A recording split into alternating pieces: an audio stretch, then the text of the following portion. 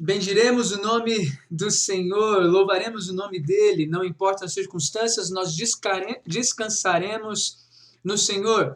E nós temos aí uma grande luta hoje em dia. Nós vivemos numa época extremamente voltada para o homem, né? Uma época em que nós somos o centro das atenções, nós queremos ser o centro das atenções, e isso nos é ensinado desde pequenininho, quando nós não somos repreendidos quando crianças, quando nós agimos como se o mundo girasse em torno do nosso umbigo, né? Outro dia eu estava vendo um vídeo na internet de uma menina no avião em que teve que desligar o celular durante o início do voo e tirar o celular da mão dela, e ela começou a fazer um escândalo ali, a ponto de a mãe não conseguir controlá-la, e ela falar e gritar com a mãe, e gritar pelo celular de volta, e devia ter uns, sei lá, 12 anos, 13 anos, e passageiros do lado tentando ajudar a mãe, meio que desesperada, enquanto o outro filmava, até que os próprios comissários ali que tiveram que interferir na situação para que a menina se acalmasse e deixasse o celular para que o voo pudesse acontecer. E a mãe ali desesperada, em choro, porque não tinha o controle da criança. E tudo isso porque, de alguma maneira, nos é ensinado neste mundo em que nós somos o centro. E quando nós, de alguma maneira, bloqueamos ou criamos, de alguma maneira, limites, nós estamos impedindo a pessoa de ser quem ela é. De certo fato, isso é verdade, porque se nós deixarmos todos nós sermos quem somos de fato, o mundo vai ser pior do que já é.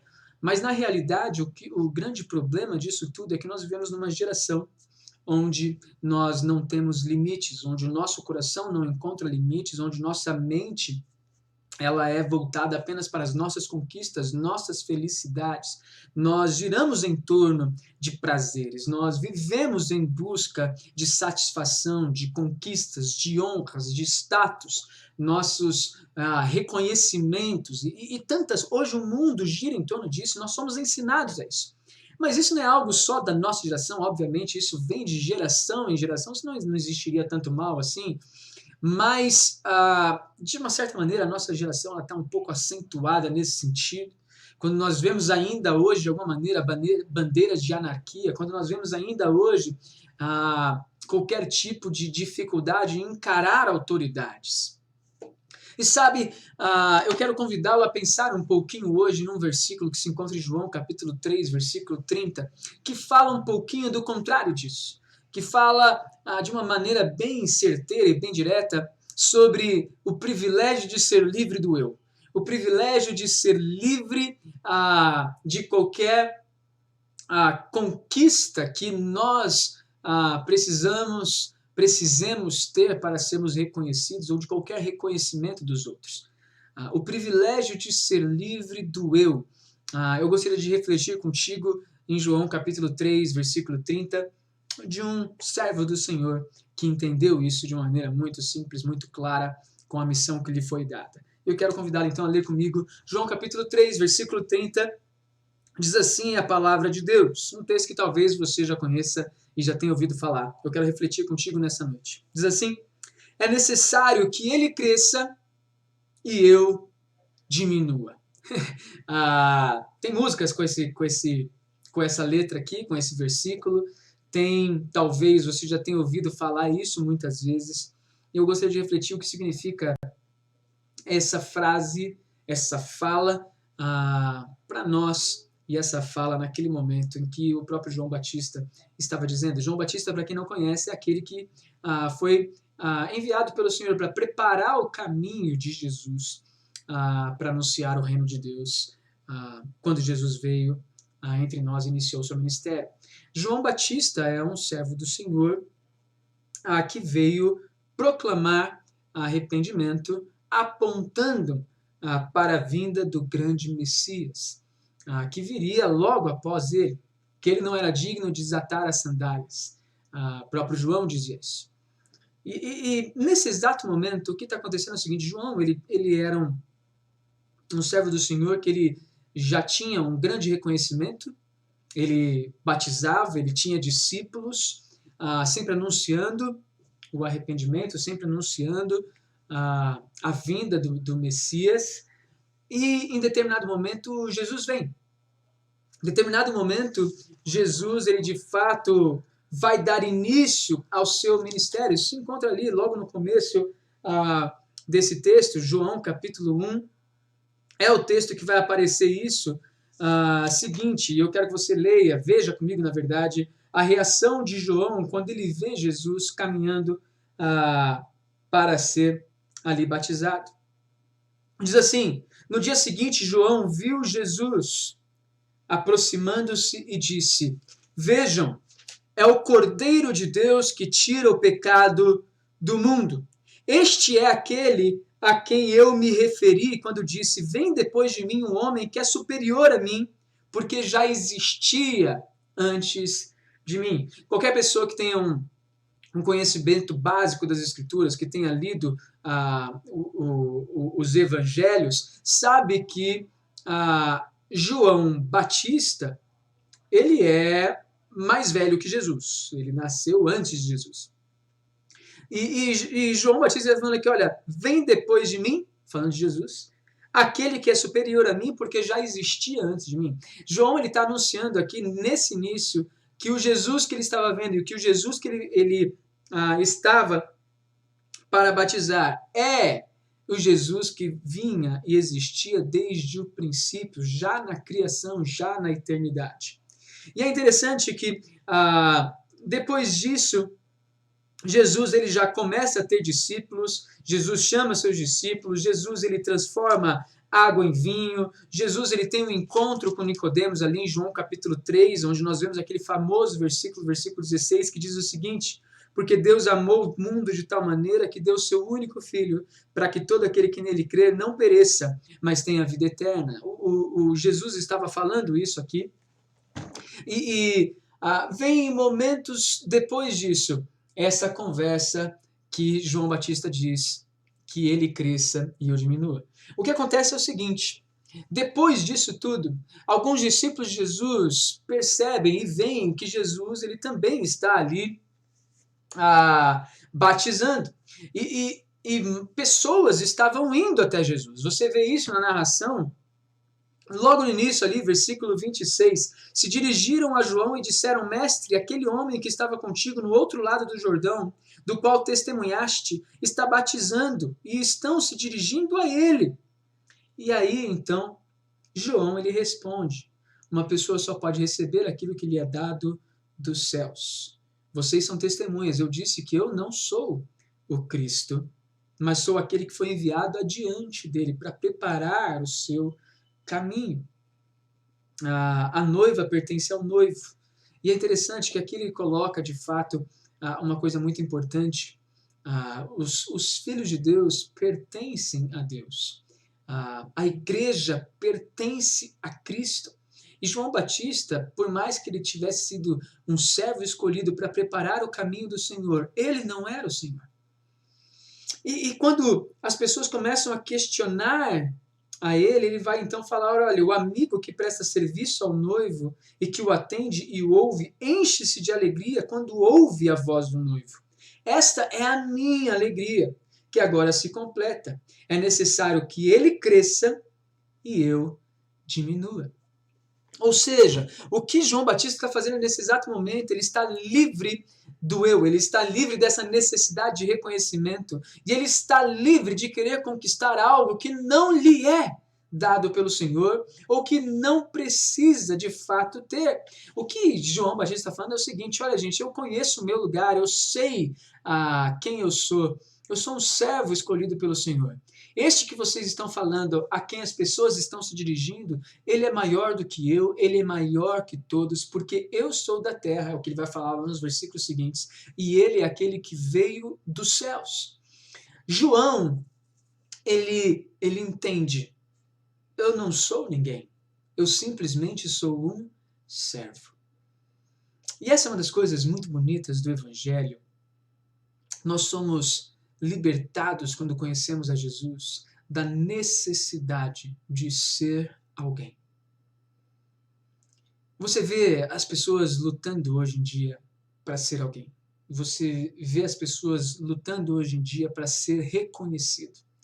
A ideia não é simplesmente ter uma vida tranquila, a ideia não é simplesmente ter uma vida tranquila com a sua família ou simplesmente conseguir algo com suas próprias forças, com sua própria honestidade. Não, não é nem isso muitas vezes.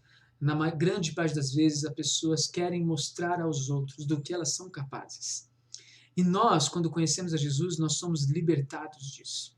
É interessante que Paulo, quando ele descreve a sua vida diante de Jesus e a sua vida aqui na terra, ele fala, olha, já não sou eu quem vive, mas Cristo vive em mim. Ou seja, tudo aquilo que eu queria ou que eu considerava importante, tudo isso perdeu valor quando eu de fato entendi quem era Jesus e de quem era a minha vida. A minha vida não é minha, é a de Cristo. Então, João, ele está declarando isso de uma maneira muito direta. Ele está falando, olha, que Jesus cresça, é para isso que eu existo. Existe para que eu aponte para ele. E é interessante que isso nos remete lá em Gênesis, quando Deus cria homem e mulher. Eu sei que às vezes eu bato nessa tecla, mas é importante a gente lembrar disso. Eu acho que aqui, de certa maneira, e mesmo que tentando olhar ainda mais fundo no texto, é de certa maneira um eco do que Gênesis fez ao nos relatar a criação do homem e da mulher. Quando Deus cria homem e mulher, ele fala, olha, façamos o homem a nossa imagem. E o homem foi feito, e a mulher foi feito à imagem e semelhança de Deus.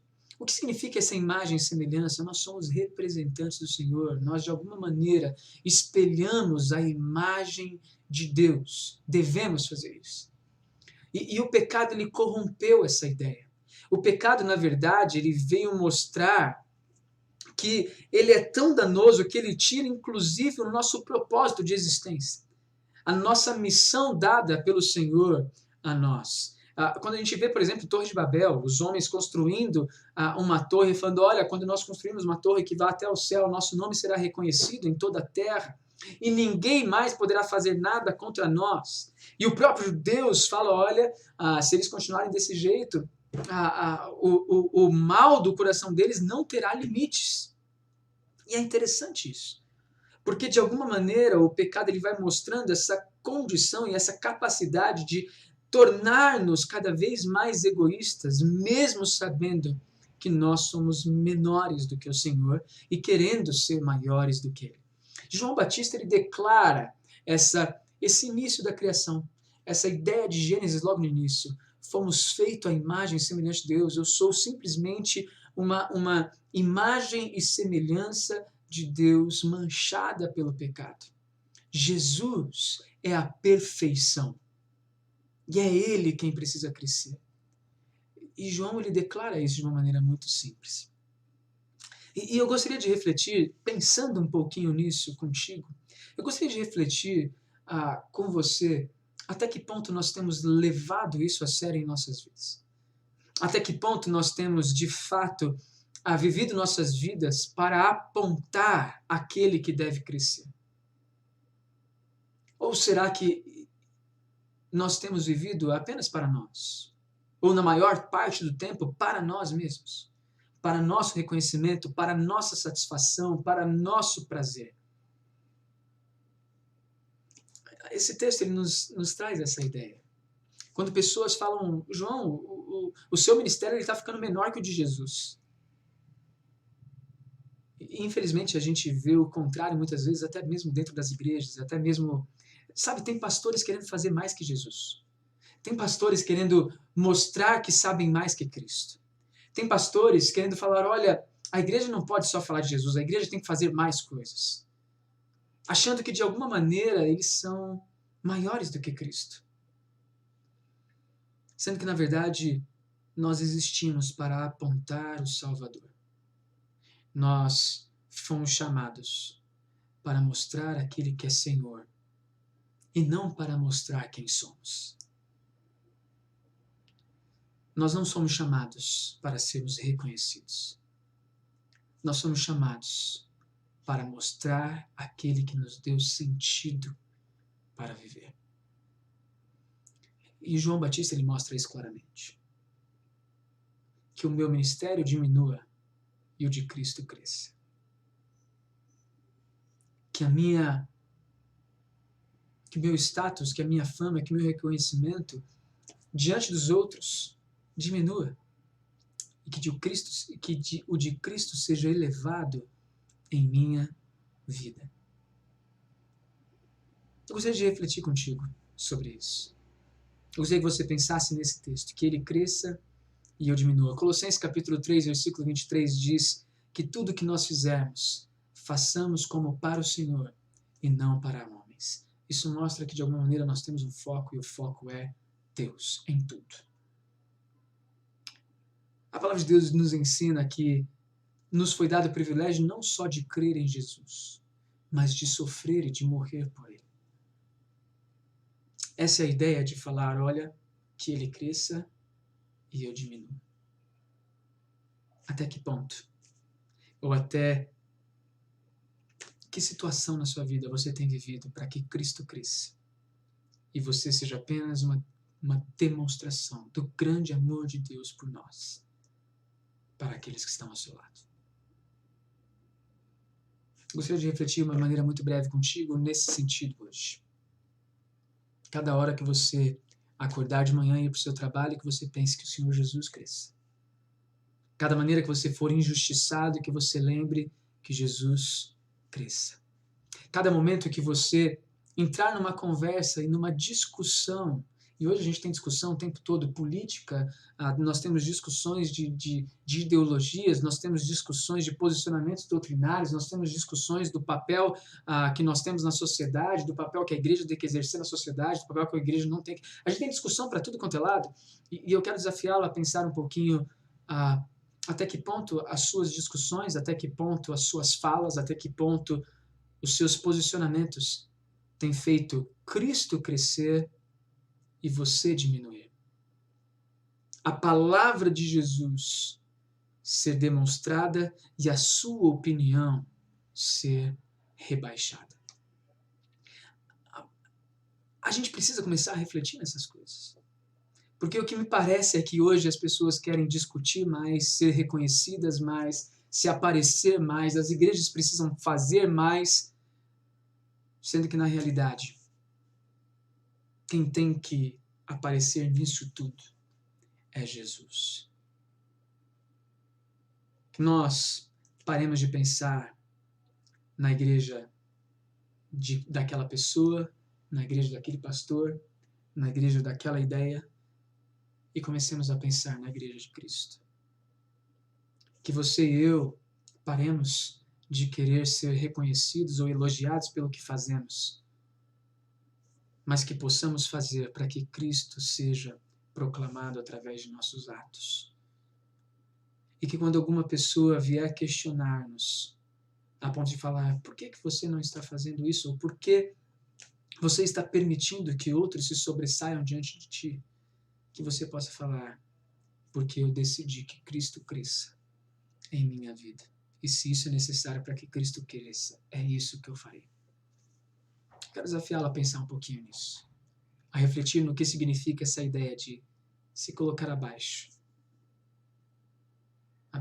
dos outros, para que, de fato, Jesus esteja acima na sua vida.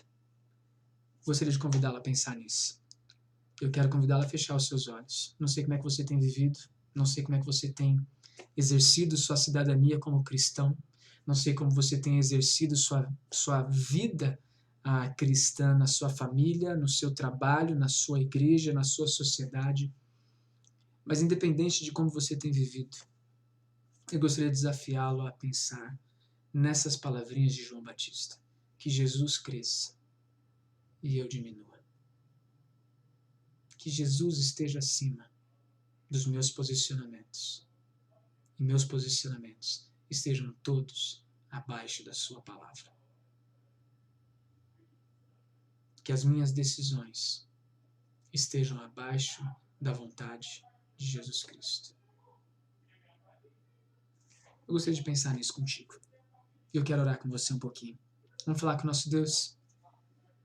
Senhor, muito obrigado por esse tempo e mais uma vez obrigado pela tua palavra.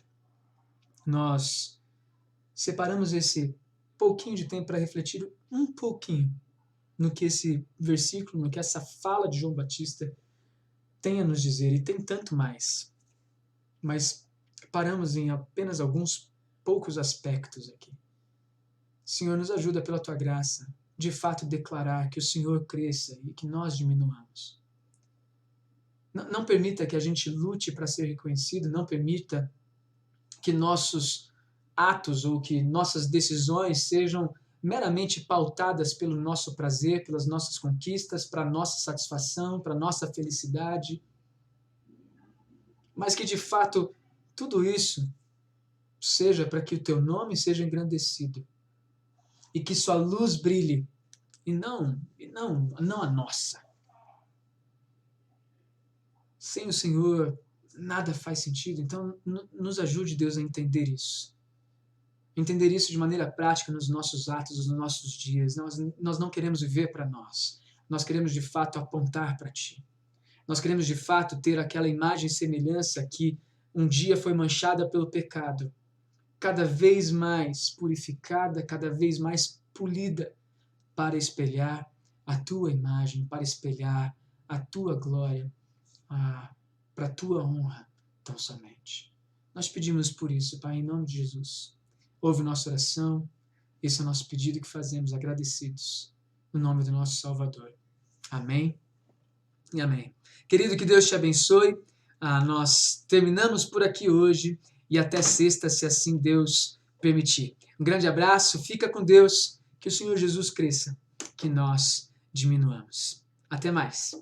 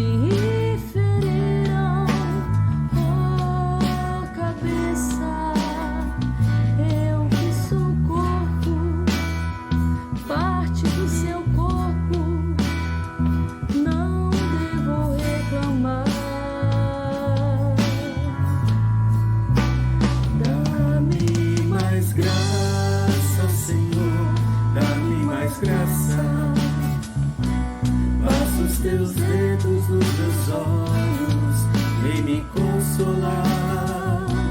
Dá-me mais graça, Senhor, dá-me mais graça. Faz-me em Cristo outra vez, ser mais que vencedor.